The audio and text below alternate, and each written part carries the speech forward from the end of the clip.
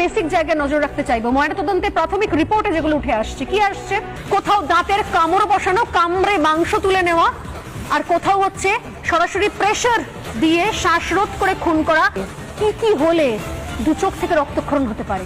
মুখ দিয়ে রক্তক্ষরণ হয়, যৌনাঙ্গ দিয়ে রক্তক্ষরণ হয়, যৌনাঙ্গে আটকে দেওয়া হয় মাথার চুলের ক্লিপ, এমনকি হাতের আঙুলের নখ উপড়ে নেওয়া হয়। মাথা থেকে পা পর্যন্ত আমরা সূত্র মোতাবেক জানতে পারি প্রায় 100র ওপর নাকি শুধুমাত্র ডিপ কামড় যাকে বলে সেই দাঁতের কামড়ের চিহ্ন রয়েছে। যেন জীর্ণতনা প্রকরণে তাকে খুবলে খাওয়া বলি আমরা, সেই খুবলে খাওয়া। এমনকি পেলভিকও নাকি ভেঙে গেছে বলে খবর সূত্র মোতাবেক জানতে পারি আমরা। গোড়ালিতে আঘাতের চিহ্ন, পেটে আঘাত, ঠোঁটেও কামড় বসানোর আঘাত, ডান হাতের অনামিকাতে আঘাত, যেটা আমরা বলছিলাম যে আঙুলের থেকে নখ খুবলে নেওয়া, উপড়ে নেওয়া। এবং সর্বশেষ যে তথ্য, 2 ধরনের সিমেনের নমুনা পাওয়া গেছে বলে সূত্র মোতাবেক এখন জানতে পারছি আমরা।